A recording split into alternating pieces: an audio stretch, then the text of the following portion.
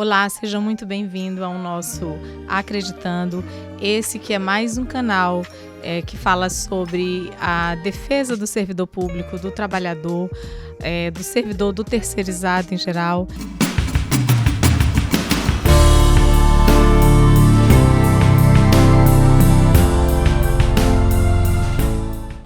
Eu sou Solange Cruz e hoje nós estamos aqui com uma nossa convidada muito especial, a doutora Samara Mota, ela que é especialista em Direito Público, doutoranda em Direito pela Universidade de Brasília, UNB. Doutora, muito obrigada pela sua presença, seja muito bem-vinda. Então, Solange Cruz, eu que agradeço estar aqui com você no programa Acreditando. Esse é, de fato, um nome muito bacana escolhido para o teu programa, porque o povo brasileiro está acreditando em mudança, o acreano precisa acreditar mais nas mudanças. Eu que sou filha da terra, gosto de açaí, gosto de tacacá, gosto da farinha de Cruzeiro do Sul, né? Assim, então, eu estou muito feliz de estar aqui. Muito obrigada pela oportunidade. Eu que agradeço. O nosso povo precisa acreditar no Acre, na nossa política, na nossa economia. Então, doutora, esse canal, ele fala sobre a defesa do servidor público e nós entendemos que hoje a senhora milita a favor do servidor. E a senhora tem essa pauta com a enfermagem, com os servidores da enfermagem. Então, quero aqui que a senhora esclareça para os servidores públicos do Estado, principalmente da saúde, mas a todo o Estado, a toda a população, toda a sociedade, sobre o piso salarial da enfermagem. Ele está sendo discutido hoje no Supremo Tribunal Federal. A senhora pode fazer um esclarecimento sobre o piso? Sim, Solange, nós temos defendido muito essa pauta do servidor da enfermagem, o servidor público em especial, lógico, do trabalhador em geral, que é o trabalhador da enfermagem. Quem são esses trabalhadores?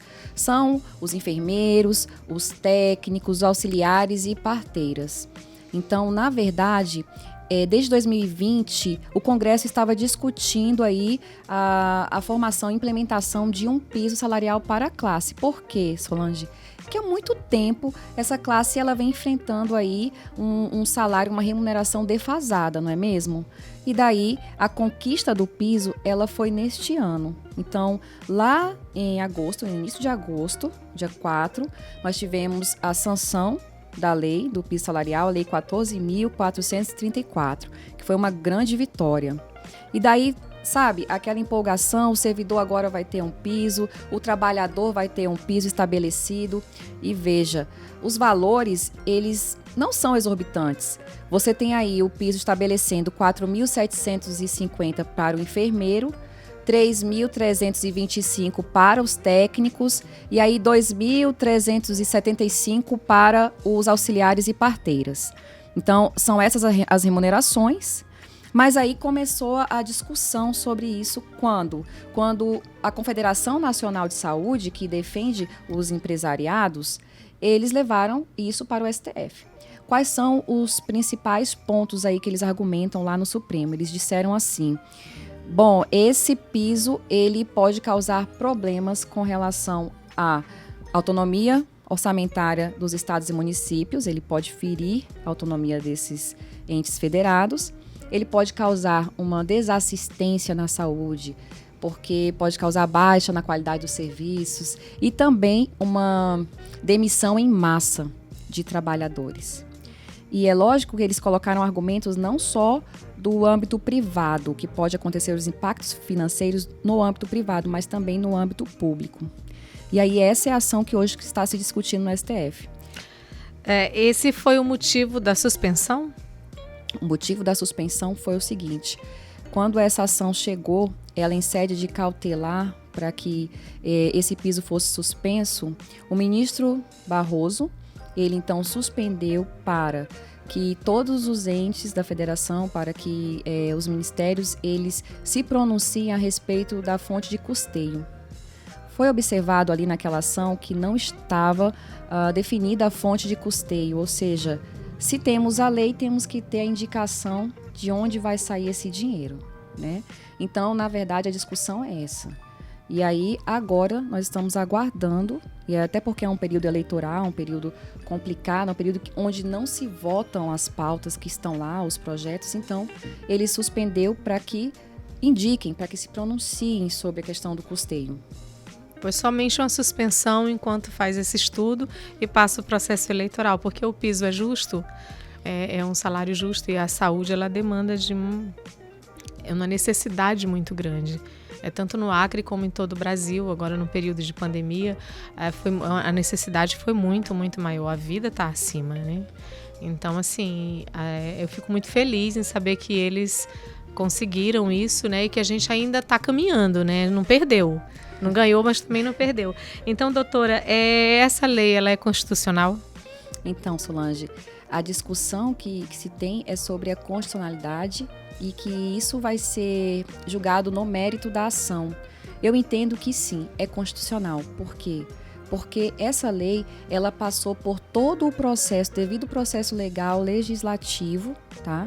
Então, passou pelas casas, ela foi sancionada e em todo esse tempo foram respeitados os trâmites normais. O que ocorre é que, de fato, a fonte de custeio não estava indicada. E isso não torna a norma, a lei, viciada, não torna essa lei ilegal. O que pode acontecer agora, justamente, é só que se indique a fonte de custeio, mas que a constitucionalidade da lei está aí, ela é constitucional. Inclusive, não sou apenas eu que estou falando, tá? É a Advocacia Geral da União, é a Procuradoria Geral também. Então, assim, a Câmara, o Senado já se pronunciou a respeito da constitucionalidade da lei e ela é sim constitucional. Não vejo nenhum vício de normas aí. E a chance do piso salarial ele ser implementado e os enfermeiros saírem vencedores nessa ação? Então, eu sou muito otimista, Solange, com relação a isso. Eu entendo que sim, que a enfermagem ela já é vitoriosa. Não há o que se voltar atrás de um piso que já foi sancionado. O que o STF está fazendo agora é, de fato, questionar cadê a fonte de custeio. Porque nós tivemos aí, na suspensão, inclusive, para que ela ficasse suspensa por 60 dias, o relator levou isso ao plenário. Então, os 11 ministros julgaram se sim ou se não para que ela ficasse suspensa, certo? Sim. E lá, nesse momento, nós tivemos 7-4. Solange, nós já temos 4 ministros do Supremo dizendo que a norma ela corresponde à legalidade.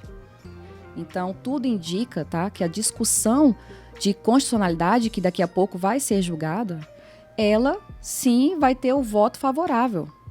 Eu creio que a unanimidade, pois se for indicada a fonte de custeio, que é o cerne da questão, tá? Porque os impactos financeiros vão ser demonstrados também pelo âmbito privado, pelo âmbito público, nós não temos mais o que discutir acerca da norma. É aplicar a norma, é implementar a norma. E sobre a fonte de custeio, assim, o que a gente pode fazer? O que a gente pode trabalhar nisso ou entender sobre a fonte de custeio? Porque é o executivo que analisa essa fonte e que determina essa fonte, é o Poder Executivo. No caso, o Ministério da Fazenda que indica isso. O que a senhora tem a falar sobre essa fonte, tanto na área pública como na área privada? Aí são duas questões. Vamos falar aqui primeiro da área pública. O presidente do Senado, o Rodrigo Pacheco, ele já esteve no STF, ele já demonstrou lá que é o seguinte, olha, existem projetos, porque ele ficou de apresentar isso, tá, a indicação, já que o executivo, ele disse que, olha, existe o dinheiro, certo? Então, o presidente do Senado, ele já apresentou ali quais são as opções de fonte de custeio. E quais são elas? Ele apresentou ali 4 projetos de leis que podem ser julgados esse ano já, para que a gente tenha as fontes estabelecidas, que são ali, a gente tem fontes em projetos que são repasses financeiros, tanto de ordem tributária, tá? Projetos que retiram de algumas questões tributárias. Nós temos o próprio custo lá do Covid, o dinheiro do Covid, os repasses, nós temos uma parte dele que está parada, e que também pode ser repassada agora para essa questão do aumento aí desses servidores. E nós temos também ali o que eles falam que é as emendas de relator, que é o orçamento secreto. Sim, o orçamento secreto, ele também pode ser utilizado para isso. E tem proposta aí para que tenha um repasse de 10 bilhões. Então, assim, Solange, eu entendo que dinheiro tem.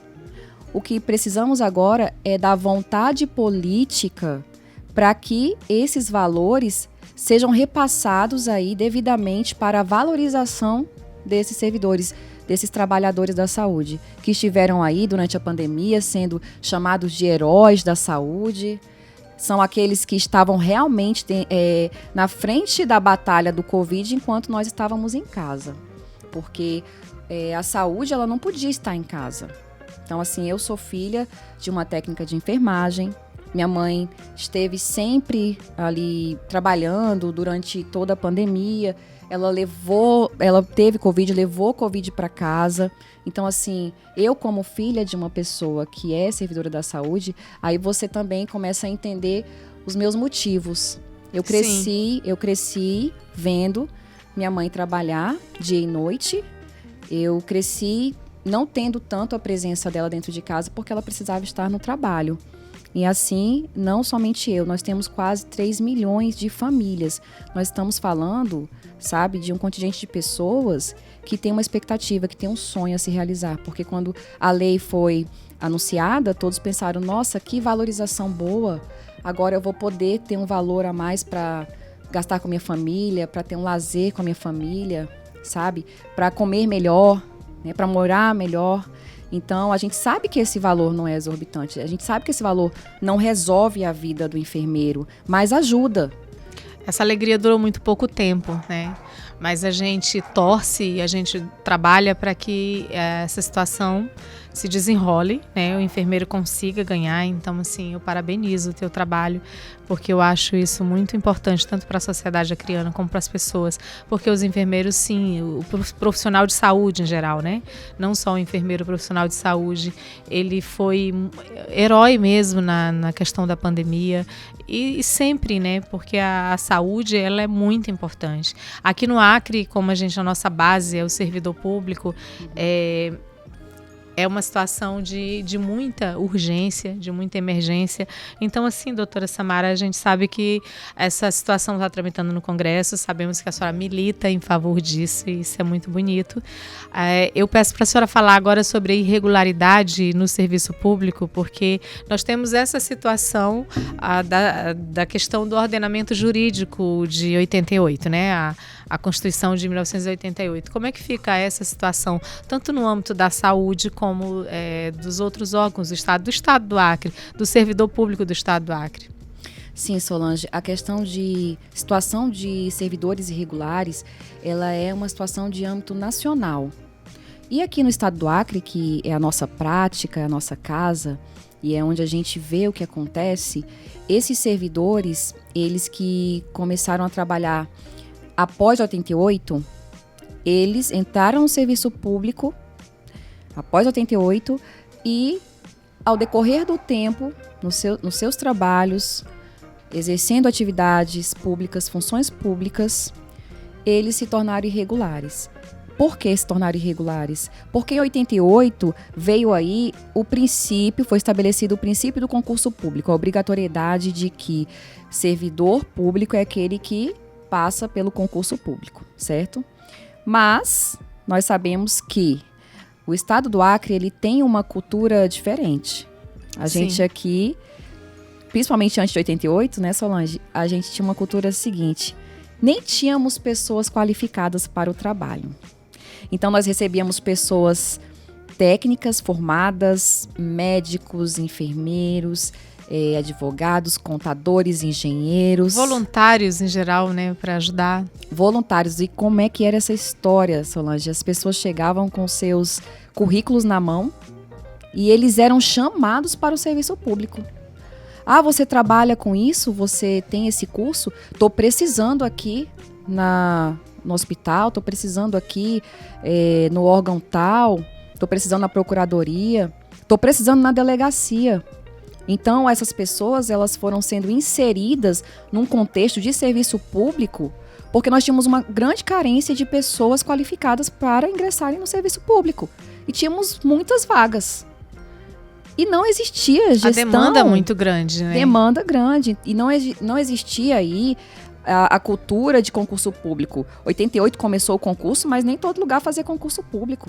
Nós tínhamos aqueles admissionais, tá? Recibados na época.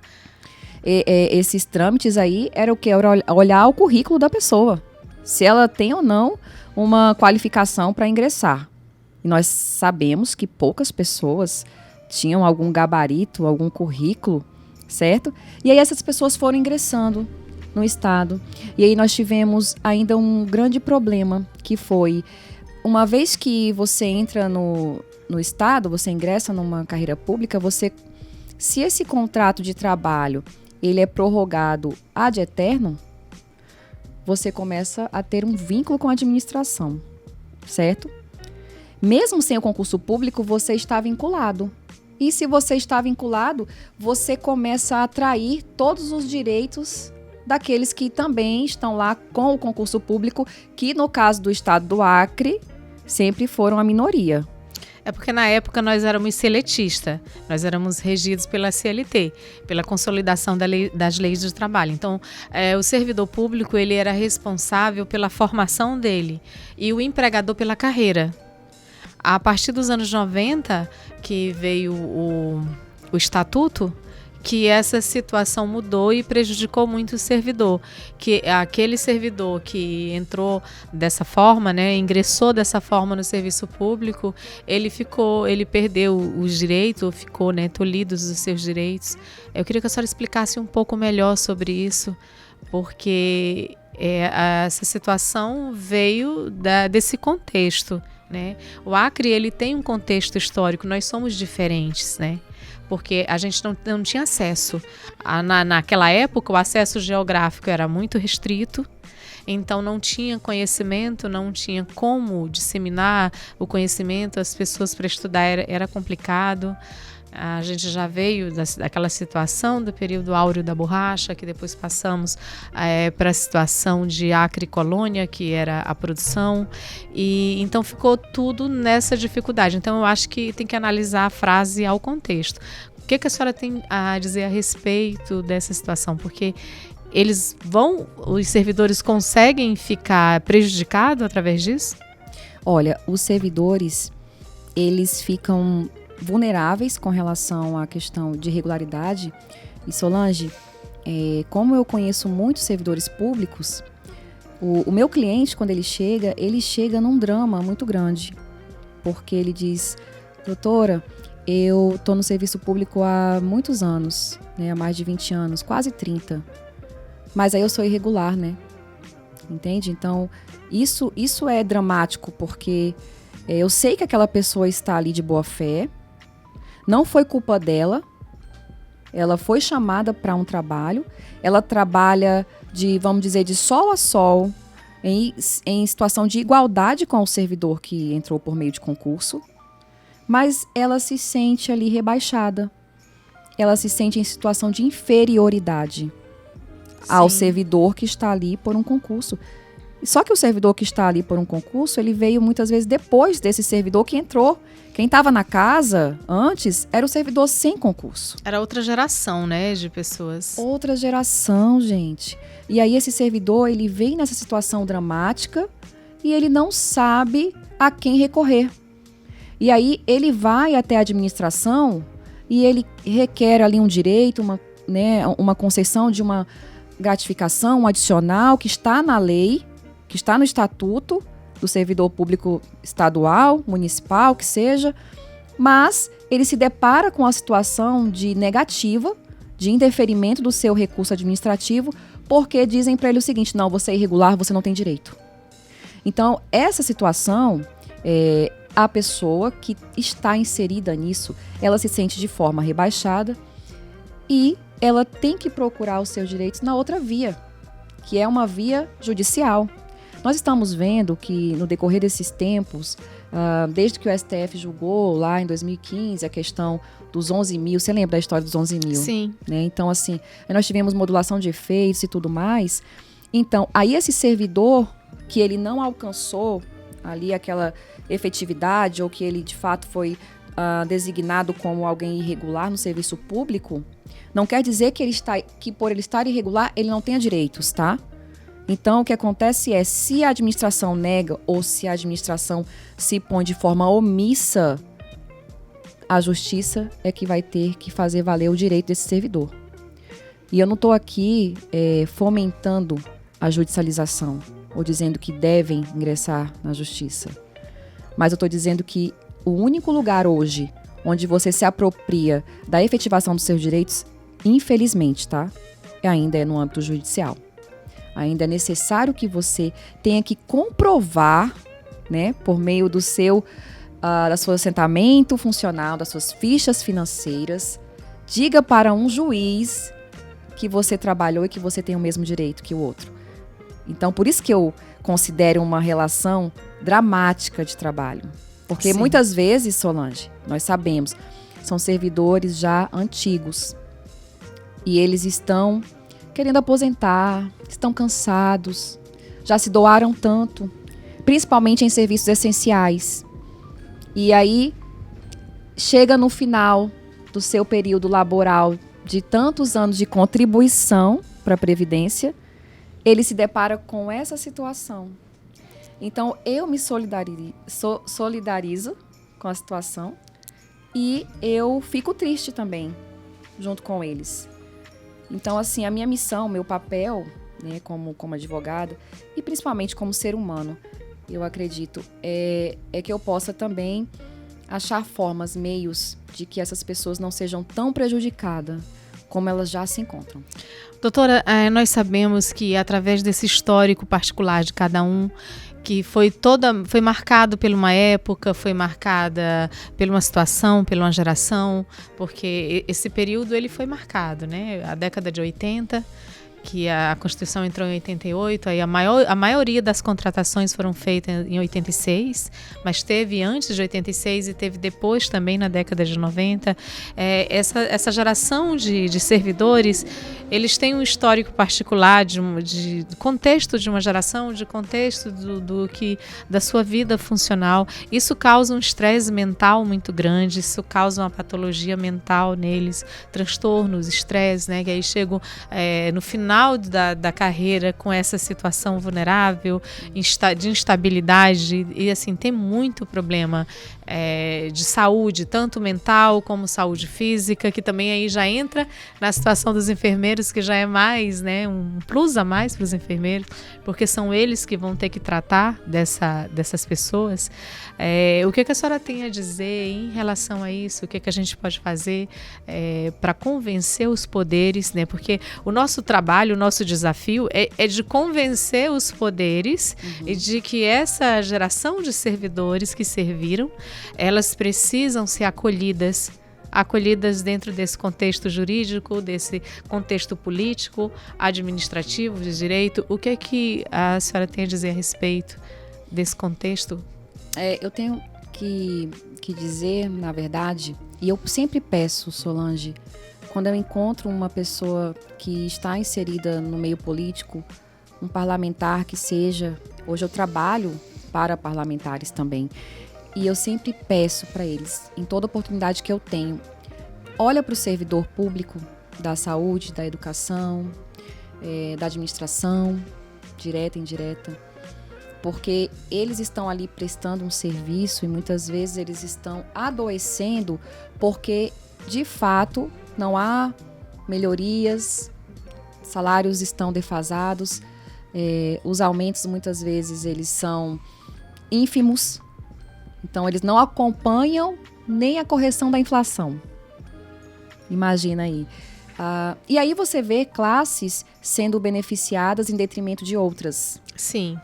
E aí você vê, e quando você vê isso, você gera ainda mais a indignação dos outros servidores e tudo mais. Então, assim, só que nós estamos num contexto hoje político onde não se tem a valorização do servidor público, onde nós temos uma era de privatização e nós não temos esse olhar político hoje. E eu não falo isso, não estou falando de A nem B, né? Eu não estou falando de nenhum partido político, mas nós vemos na prática que o servidor muitas vezes ele fica à margem, tá? Sim. Do orçamento, né? Ninguém tem essa bandeira, ninguém tem essa pauta. Vamos ajudar o servidor?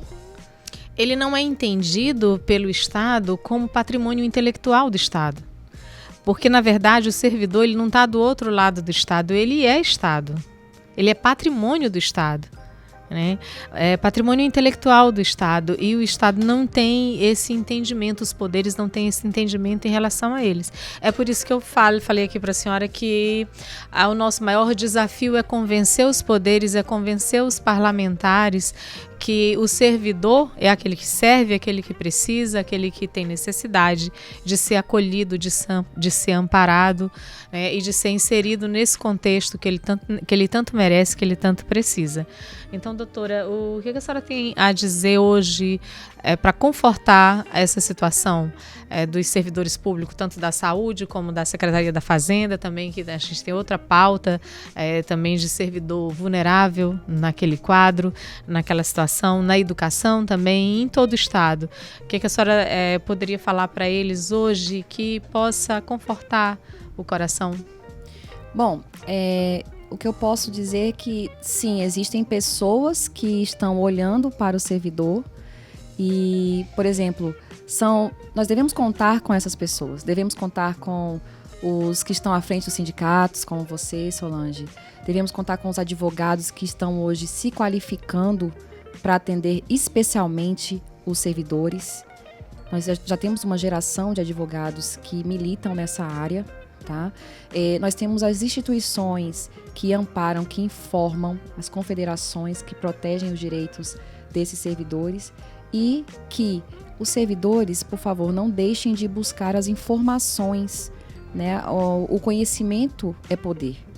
Se nós temos conhecimento, nós temos as chaves de abrir as portas.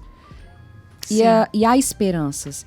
Nós não devemos recuar, sabe, porque nós não somos um servidor, ele não é um servidor é uma família, certo? O servidor, ele não está sozinho. Nós devemos continuar acreditando. Devemos continuar acreditando, em especial com relação aos pisos. Eu sou muito favorável aos pisos salariais. Nós tivemos o piso da educação, né, Solange? Sim. E agora nós estamos na luta do piso da enfermagem. E eu acredito que todas as categorias dos servidores precisam dos seus pisos estabelecidos. Os profissionais precisam dos seus pisos no país chamado Brasil. Porque senão nós sabemos que haverá sempre uma exploração em massa do trabalho de pessoas que estão se qualificando. E nós sabemos que se não temos hoje um estabelecimento de pisos, os salários eles ficam aí à deriva. E alguém paga ali o que quer. Então, assim, nós estamos com vocês. Existem pessoas que estão hoje em prol do servidor e principalmente o Acreditando é um programa para o servidor. Olha que fonte boa. Essa é uma fonte muito especial. Em defesa do servidor, né? Em defesa do servidor. Essa é uma voz, Solange, muito importante que você está criando aqui. Esse é um canal em que o servidor pode vir aqui, deixar as suas questões, deixar inclusive vamos dizer, suas sugestões de pautas, né, Solange? Sim. Então, aqui é um canal, tá, de interação entre servidor e pessoas qualificadas e a Solange, que sempre está aí antenada, trazendo aí as situações, as novidades dos direitos dos servidores e trazendo aí grandes temas. Então, é isso. Nós devemos, sim, estar sempre em busca da informação. O servidor não pode deixar de olhar para os seus direitos, de tentar buscar, e ele não pode recuar. Ele não pode recuar. Importante explicar para o servidor que ele tem poder, que ele acha que não tem. Né? Juntos nós somos fortes, nós temos poder, né? Todos os servidores do Estado, juntos, tanto a Secretaria da Fazenda como a Secretaria de Saúde, Educação, a gente montar essa situação juntos para que a gente possa discutir esses direitos, para que a gente possa interagir nesses direitos, buscar através do parlamento, através do executivo, através do judiciário, de todos os órgãos de proteção, procuradoria, que é um órgão de proteção ao servidor. Então, doutora, muito obrigada pelo seu esclarecimento, parabéns pela sua atuação. Ao meu olhar, a senhora já é uma embaixadora do serviço do servidor público, então muito obrigada. Eu torço para que a situação se resolva da saúde, da educação, que a senhora apareça mais vezes aqui no Acre, esteja conosco, que a senhora milite a nosso favor, porque a gente precisa do advogado, a gente precisa da assessoria jurídica, a gente precisa desse entendimento tanto do serviço público como da parte do jurídico, do direito, para que o servidor seja acompanhado, seja colocado na situação de pauta mesmo do direito dele, que ele tanto necessita, e até esclarecimento de consciência mesmo, consciência classista, consciência dos seus direitos, consciência dos seus deveres, de todas essas situações. Doutora, muito obrigada pela sua presença. Eu também te agradeço, Solange, pela oportunidade, né? E eu desejo, assim, cada vez mais sucesso aqui para o seu programa, porque é um programa que ele traz conhecimento, esclarecimento. Então, ele é um programa, ele é uma voz do servidor público. E aí, esse servidor público, ele, sim, precisa estar sempre informado, e você é esse canal. Então, assim, parabéns. Eu que digo parabéns para você aqui pelo programa, tá? Para nós, né? E a você, servidor, que ficou até o final, se esse episódio ele fez sentido para sua vida, porque essa é uma base de reflexão, é uma base de assistência ao servidor, ao trabalhador e ao terceirizado também. Você nos procure a doutora Samara Mota, ela vai estar aqui em Rio Branco até a próxima semana. Você procure o canal, você se inscreva, dê seu like, você participe do canal, porque nós juntos vamos criar essa egrégora a favor do servidor público. Nós vamos trabalhar em prol dos servidores da enfermagem, da educação, da Secretaria da Fazenda, do terceirizado, do trabalhador em geral. Então, muito obrigada por ficar até o final. Não se esqueça de nos procurar, o nosso contato vai estar no canal Acreditando. Muito obrigada, até o próximo episódio.